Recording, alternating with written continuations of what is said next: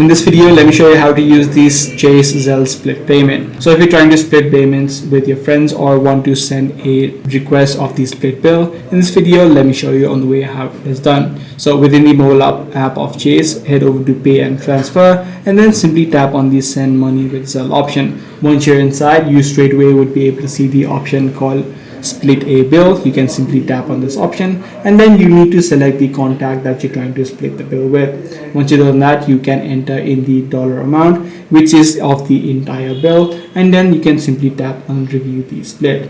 The app will automatically divide the bill equally, but you can also manually adjust it for individual amounts if someone owes you more or less. So this is the exact process that you can follow, and once you've done that, you can simply tap on Request Money so that the notification would be sent to the other person. So that's pretty much all there is to it.